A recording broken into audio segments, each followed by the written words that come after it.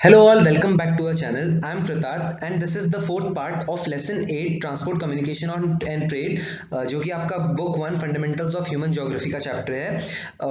Video start करने से पहले मैं आप सबको एक इन्फॉर्मेशन दे दूं कि जो इस चैप्टर का पार्ट 1 है 2 है एंड 3 है वो ऑलरेडी हम अपलोड कर चुके हैं। तो अगर आप डायरेक्टली फोर्थ पार्ट में आ गए हैं तो वीडियो क्लोज कीजिए एंड जाइए पार्ट 1 2 3 एंड पार्ट 1 से देखना शुरू कीजिए, तभी आपको चीज़ें समझ आएंगी। वरना क्या होता है कि एक तरह से मैसअप हो जाएगा, आप सब चीजें क्यों मिक्स कर देंगे। तो इसलिए सबसे पहला पार्ट देखिए, उसके बाद सेकंड पे आइए, थर्ड पे आइए, फिर पार्ट पे आइएगा। और जो बच्चे अब तक वो पार्ट देख चुके हैं तो मैं उनको बता दूं, इस वीडियो में हम जितने भी चैप्टर के रिमेनिंग टॉपिक्स हैं लाइक एयर ट्रांसपोर्ट, उसके बाद आपका आता है कम्युनिकेशन, पाइपलाइन, सैटेलाइट कम्युनिकेशन, वो सब हम कवर करेंगे। और अगर अभी तक आपने इस वीडियो को लाइक नहीं किया है तो please do like it and subscribe करना ना भूलें, क्योंकि इससे एक मोटिवेशन मिलता है हमको आप सबके लिए कंटेंट बनाने के लिए। And if you like, you can also hit the bell icon for latest updates. So please do watch the full video to clear your concepts. Next is air transport. So point number one is it is the fastest means of transport, but it is very costly. सबसे तेज means of transport है but बहुत महंगा है. Second is it is preferred for long distance travel. Air transport तब prefer किया जाता है जब आपको long distance में travel करना है from one continent to other या फिर from one end of the country to other end. Third is valuable cargo can be move world wide. तो एयर ट्रांसपोर्ट के थ्रू जो आपका वैल्यूएबल कार्गो है वो कम से कम टाइम में वर्ल्ड वाइड मूव किया जा सकता है। Next is air transport is the only means to reach inaccessible areas. तो हमारी कंट्री इंडिया में भी अगर हम बात करें तो ऐसे कई इनएक्सेसिबल एरियाज हैं, चाहे वो नॉर्थ ईस्ट के फॉरेस्ट वगैरह हो, जहाँ पहुंचना बहुत रोडवेज या रेलवेज के थ्रू काफ़ी मुश्किल है। इसलिए एयर ट्रांसपोर्ट सिर्फ एक ओनली मीन्स है वहाँ पहुंचने के लिए, to reach inaccessible areas.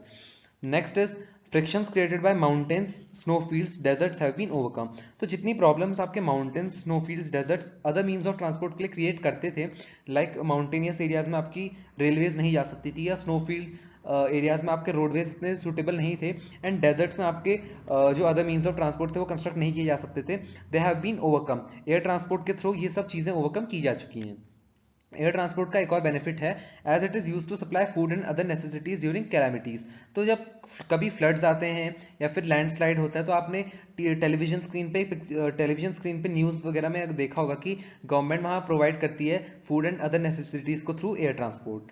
Air transport has strategic importance as well. तो स्ट्रेटेजिक इंपॉर्टेंस आपका सिंपली है कि फॉर डिफेंस पर्पस, मतलब फॉर आर्मी पर्पस, आर्मी भी एयर ट्रांसपोर्ट को यूज़ करती है।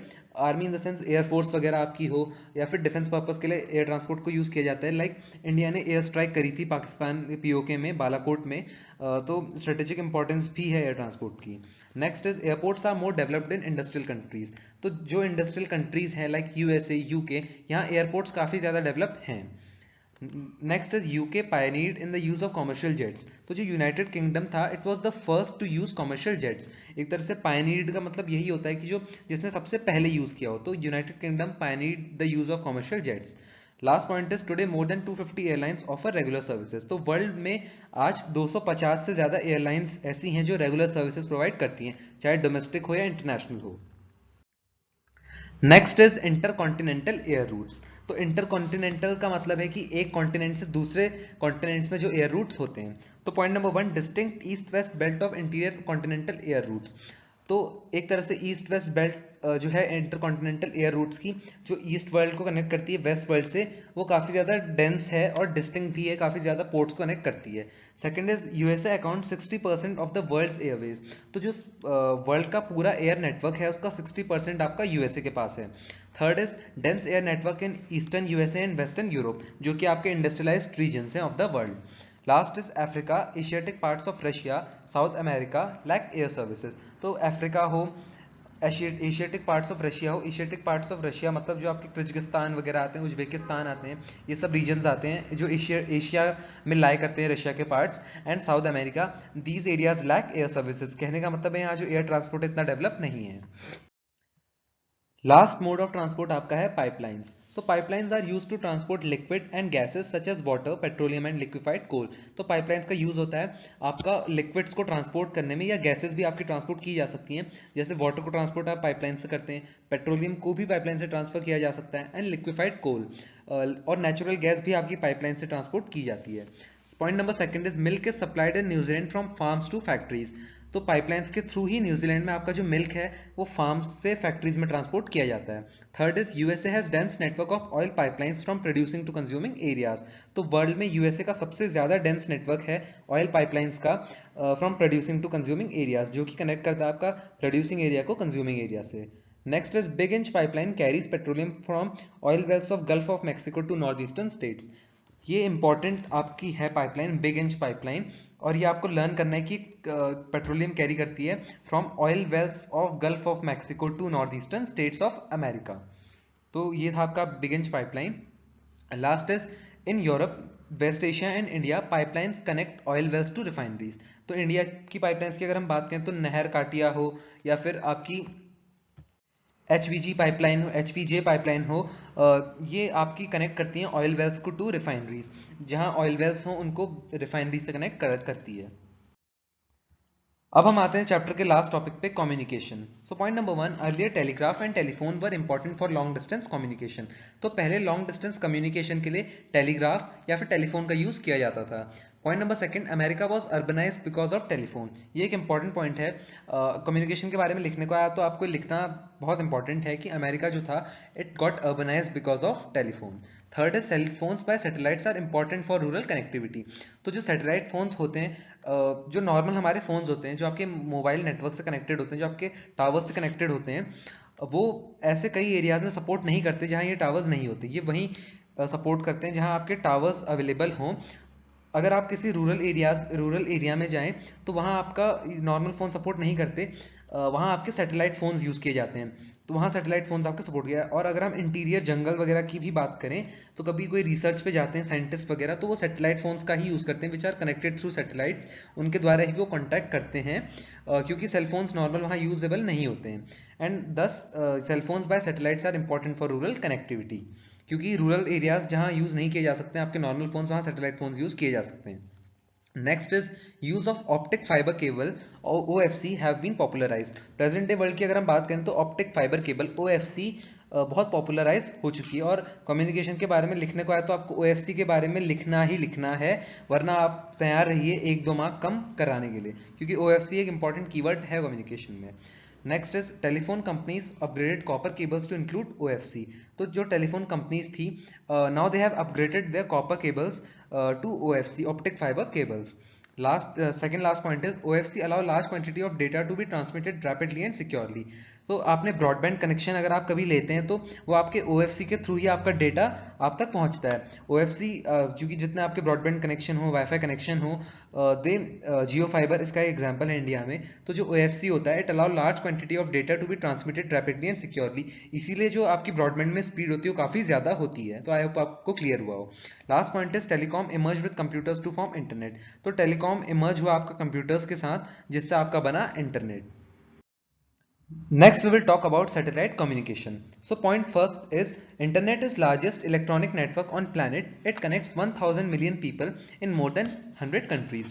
तो इंटरनेट आपका प्लैनेट पे, हमारी अर्थ पे लार्जेस्ट इलेक्ट्रॉनिक नेटवर्क है, क्योंकि ये 1000 मिलियन से भी ज्यादा लोगों को कनेक्ट करता है मोर देन 100 कंट्रीज में, मतलब अक्रॉस द वर्ल्ड 1000 मिलियन से ज्यादा लोगों को कनेक्ट करता है।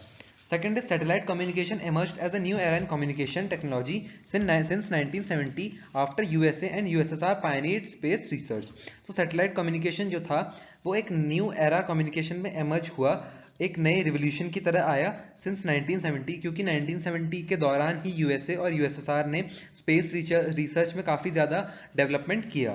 Third is satellite communication have rendered unit, cost and time of communication invariant in terms of distance।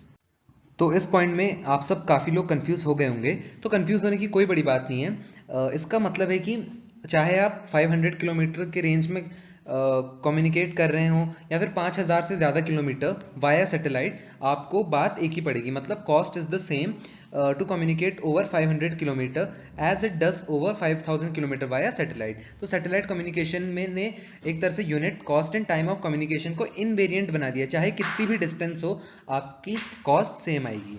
Third is India's developed satellites, sorry fourth point है आपका India's developed satellites. So India ने satellite development में भी काफ़ी work on किया। 1979 में आर्यभट्टा को develop किया। सेकंड पॉइंट है 1979 में भास्कर 1 ही को भी डेवलप किया गया। थर्ड इज 1980 में जाके रोहिणी को डेवलप किया गया। तो आई होप आपको सैटेलाइट कम्युनिकेशन क्लियर हो गया हो। और जो ये सब पॉइंट्स हैं आर्यभट्टा, भास्कर एंड रोहिणी, अगर ये आप सैटेलाइट कम्युनिकेशन एग्जाम में आए तो आप अगर इन्हें ईयर के साथ स्पेसिफाई कर दें तो आपके लिए बहुत अच्छा होगा, मतलब एग्जामिनर को एक अच्छा इंप्रेशन पड़ेगा। Coming to the last topic for this chapter, cyberspace, which is internet. So cyberspace is world of electronic computerized space which is encompassed by internet. तो ये सिंपल डेफिनेशन है आपकी साइबर स्पेस की। और मैं आपको एक बात बता दूं कि इस तरह के जो कीवर्ड्स होते हैं इनकी डेफिनेशन अगर आए एग्जाम में लिखने को और अगर आप इसको थोड़ा चेंज करते हैं अपनी लैंग्वेज में तो हाफ या 1 मार्क आपका डिडक्ट होता है। ज्योग्राफी का यही एक ड्रॉबैक होता है कि अगर आप थोड़ा सा 12th की मैं बात कर रहा हूँ, हायर ऑन आप लिख सकते हैं अपने मन से। देखिए ज्योग्राफी में आप लिख सकते हैं अपने मन से, but you need to specify the keywords mentioned in your NCERT book. So point number 1 कहता है कि cyber space is the world of electronic computerised space encompassed by internet. In short आप इसको इंटरनेट कह सकते हैं। Second is it is the electronic digital world for communicating information over computer networks without physical movement of sender and receiver. तो internet के through या cyber space हम कहें तो it is the electronic digital world जिससे आप information को communicate कर सकते हैं विदाउट एनी फिजिकल मूवमेंट। खुद मतलब एक जगह से दूसरी जगह जाए बिना आप ईमेल के थ्रू कम्युनिकेट कर सकते हैं या फिर मैसेजेस के थ्रू कम्युनिकेट कर सकते हैं। Third is speed is very high. Internet की स्पीड जो होती है या फिर साइबर स्पेस की हम कहें बहुत ज़्यादा हाई होती है। ईमेल आप विद इन द सेकेंड आप भेज सकते हैं, मैसेजेस आप विद इन मिनी सेकेंड्स एक दूसरे को कम्युनिकेट कर सकते हैं। Fourth point is USA had 66% of world's internet users but now only had 25%। तो एक तरह से पहले की बात बता रहे कि पहले क्या था कि यूएसए के पास वर्ल्ड के 66% ऑफ इंटरनेट यूजर्स थे, क्योंकि यूएसए ने एक तरह से इंटरनेट काफ़ी जल्दी स्टार्ट कर लिया था, वहीं इंटरनेट से रिलेटेड सारी चीज़ें डेवलप हुई। तो 66% एक समय ऐसा था जब वर्ल्ड के 66% इंटरनेट यूजर्स आपके यूएसए में थे, बट अब वो शेयर कम होकर 25% हो चुका है। अब वो 25% इसलिए हुआ है क्योंकि नेक्स्ट पॉइंट देखिए, majority of internet users in the present day world are in United Kingdom, India and Japan.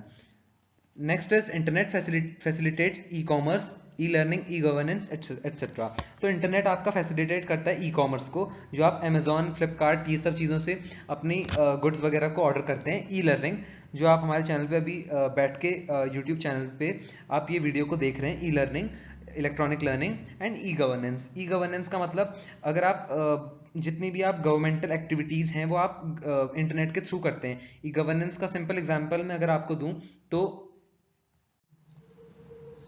तो आपका जो आप टैक्सेस वगैरह भरते हैं अब क्योंकि ऑनलाइन हो चुका है, टैक्सेस वगैरह जो आप पे करते हैं वो आपका ई गवर्नेंस का एग्जांपल है। जो आप टैक्स वगैरह गवर्नमेंट को पे करते हैं, चाहे वो इनकम टैक्स हो या कोई और टैक्स हो, which now you can pay online. Last is modern communication system has made the concept of global village a reality. तो जो मॉडर्न कम्युनिकेशन सिस्टम है जिसको हम इंटरनेट कहते हैं, it has made concept of global village की मतलब एक ग्लोबल विलेज हो कि दुनिया छोटी होते जाए, एक तरह से world is shrinking now due to internet. तो ग्लोबल विलेज को एक रियलिटी बना दी है, जो पूरा वर्ल्ड वाइड एक विलेज है। विलेज एक छोटा एरिया होता है, इसलिए कहा गया है क्योंकि इंटरनेट ने दुनिया को छोटा बना दिया है। ये हम सब बचपन से सुनते आ रहे हैं, चाहे टीवी में सुने या फिल्मों में सुने। तो आई होप आपको साइबर स्पेस क्लियर हुआ हो, और अगर आपको इस चैप्टर का कोई भी टॉपिक हो जो क्लियर ना हुआ तो you can comment down, I will solve your query.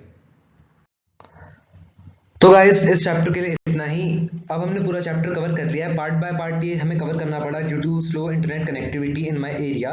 So please do like, subscribe and share our channel. Thank you. अब हम मिलेंगे नेक्स्ट वीडियो इंटरनेशनल ट्रेड में फ्रॉम बुक 1, एंड उसको भी हम ट्राई करेंगे कि एक साथ अपलोड करें इन अ सिंगल वीडियो, बट अगर पॉसिबल नहीं हो पाया तो भी हमें पार्ट बाय पार्ट करना पड़ेगा। तो तब तक के लिए stay tune for the next video. Thank you.